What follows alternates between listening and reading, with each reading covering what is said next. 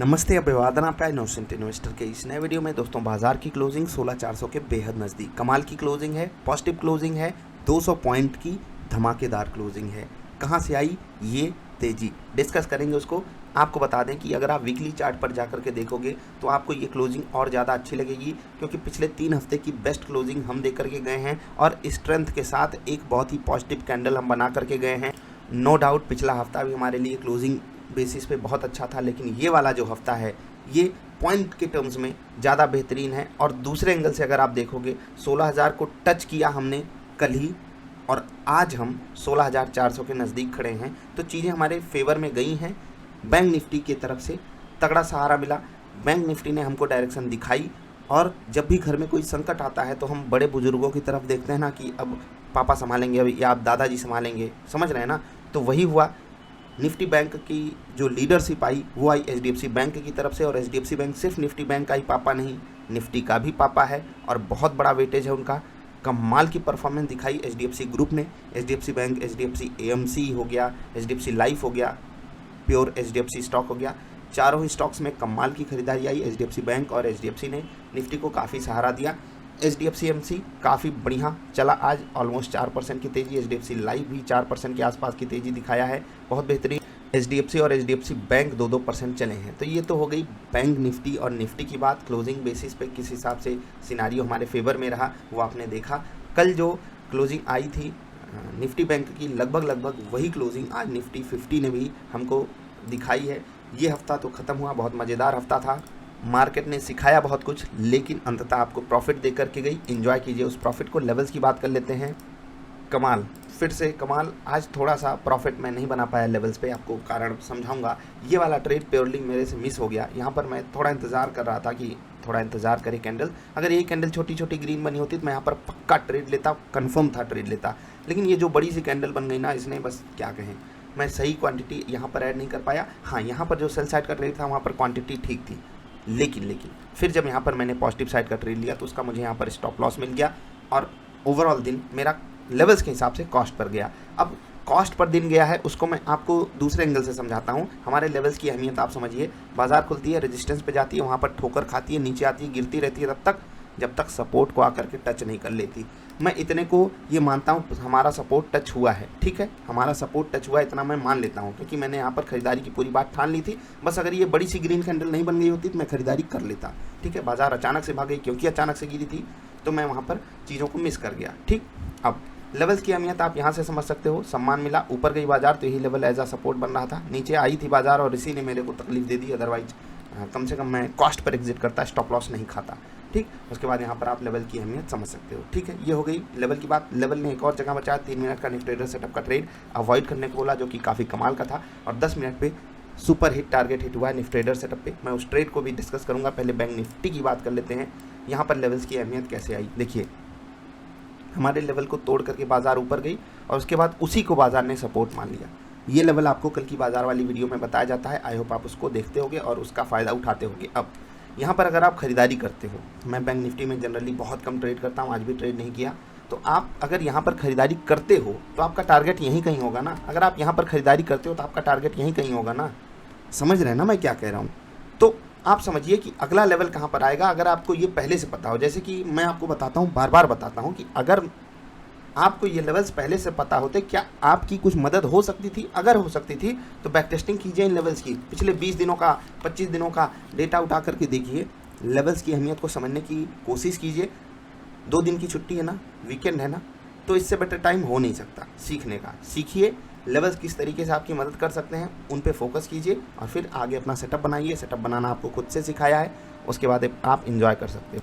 एक बात ध्यान रखना, रोज़ आपको प्रॉफिट नहीं होने वाला। आज देखिए लेवल्स की अहमियत कितनी अच्छी थी, कितना बढ़िया तरीके से बाजार लेवल्स को सम्मान दे रही थी, उसके बाद भी मैं प्रॉफिट नहीं बना पाया। कारण क्या था कि कुछ गलतियां हुई, जहाँ पर ट्रेड पकड़ना चाहिए था वो नहीं पकड़ पाया। और यहाँ ऐसा नहीं है कि यहाँ से मुझसे गलती हुई, यहाँ बाजार हमको स्टॉप लॉस देना चाहती थी तो बाजार दे दी। अंततः बाजार बोली कि भाई साहब आपको आज मैं प्रॉफिट नहीं देना चाहती, तो कोई बात नहीं, लगातार देती आई है ना। आज का दिन अच्छा गया निफ्टी ट्रेडर सेटअप की बदौलत, और मज़ा आता है। 10 मिनट की कैंडल पे हमने ख़रीदा था पुट और मज़ा आई उस ट्रेड को एंजॉय करने में। देखिए एक बात मैं आपको बताता हूँ, ये जो लोअर लेवल है यहाँ पर आपको पुट खरीदने की सलाह दी गई थी, मतलब अचानक से बाजार गिर सकती है। और इस चीज़ की कंफर्मेशन हमको कहाँ से मिल रही थी, यहाँ से लेवल से, ठीक है। बाजार रेजिस्टेंस पे खड़ी थी, और यहाँ से बाजार गिर सकती है। Same scenario Nifty trader setup ने भी कंफर्म कर दिया कि बाजार गिर सकती है, तो हम क्या खरीदेंगे, पुट खरीदेंगे। उसके बाद तुरंत टारगेट आया है, चुटकी बजा करके 20 पॉइंट के लिए आपको मैं भागने के लिए बोलता हूँ, आराम से 25-30 पॉइंट आपको मिल गया था,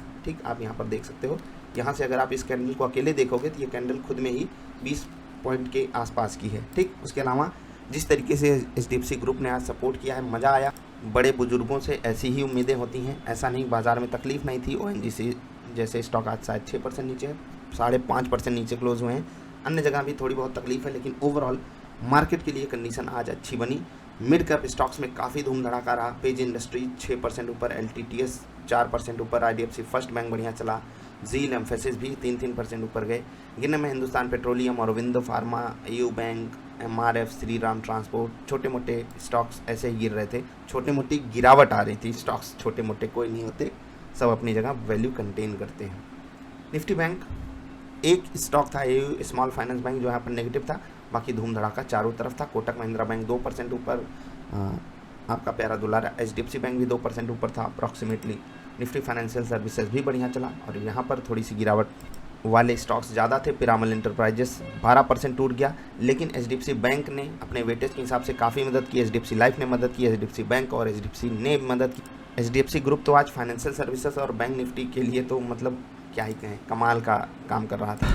तो दोस्त, ये हफ्ता तो काफ़ी कमाल का गया, तो एंजॉय करिए। आप इस हफ्ते की जो प्रॉफिट्स आए ना, उनको यूज़ कीजिएगा। एक कॉन्फिडेंस जैसे जब बाज़ार देती है ना, तो उसको आप ओवर कॉन्फिडेंस में कन्वर्ट मत होने दीजिएगा कि नहीं अब तो मैं बाज़ार को समझ गया, अब मेरे पास लेवल्स हैं, अब मेरे पास टेक्निकल ट्रेडिंग सेटअप है, अब तो मैं चीर फाड़ मचा दूंगा। तो नहीं यार, ये नहीं होगा। मैंने आपको बार बार दिखाया है कि निफ्टी ट्रेडर सेटअप का भी वो दिन आता है कि 2-2 स्टॉप लॉस एक दिन में देता है, ठीक है। बाज़ार हमको दे देगी, दोनों स्टॉप लॉस दे देगी, जबकि ऐसा होना नहीं चाहिए, ठीक, क्योंकि हम बिल्कुल ट्रेंड को फॉलो करते हैं। और लेकिन जब बाजार ऐसे करेगी तो हम कुछ नहीं कर सकते, हमें केवल स्टॉप लॉस खाना पड़ेगा, क्योंकि स्टॉप लॉस जनरली हम छोटा रखने की बात करते हैं। और वो जब भी आप ग्रो करोगे ट्रेडिंग जर्नी में अपने, तो आप खुद समझ जाओगे कि स्टॉप लॉस छोटा क्यों रखना चाहिए, और ये होगा, ठीक है।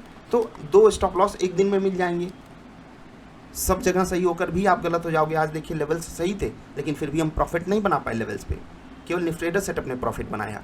तो ये सब चीज़ें होंगी, ओवर कॉन्फिडेंस नहीं आना चाहिए। इस हफ्ते ने जो आपको प्रॉफिट दिया है उसको कॉन्फिडेंस के तौर पे यूज कीजिएगा, ओवर कॉन्फिडेंस के तौर पे नहीं। और जिनको कोई सवाल सुझाव हो, जिनका कोई स्टॉक में लॉस हो रहा हो या जिनका स्टॉक नहीं चला हो, वो भी मार्केट की कंडीशन को समझें और उस बात को ज़रूर मेरे याद किया कीजिए। मैंने आपको हमेशा बोला है कि आपकी लॉजिक क्या है, क्यों ये सवाल आपने खुद से कभी पूछा कि मैं ये स्टॉक खरीद रहा हूँ, क्यों, क्या इससे बेटर अपॉर्चुनिटी है मार्केट में? क्या आपने ये सब सवाल पूछे, या बस टीवी वाले ने बता दिया, मेरे जैसे किसी आकर के इन्फ्लुएंसर ने बता दिया?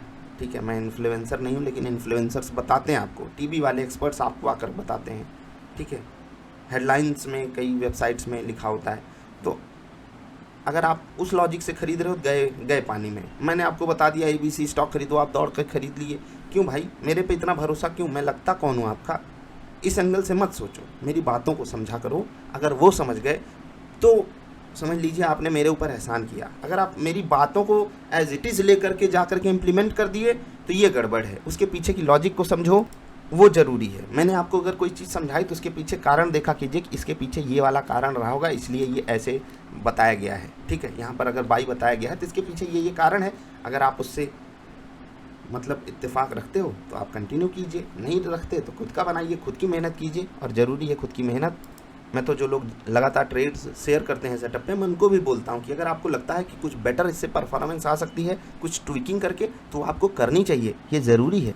अभी मैं आपसे विदा ले रहा हूँ। पोर्टफोलियो वाले स्टॉक्स आपको बताए गए थे जब बाजार 15,750 के बेहद नज़दीक खड़ी थी, तो वहाँ से हम ऑलमोस्ट 500-600 पॉइंट ऊपर हैं जी, ठीक है।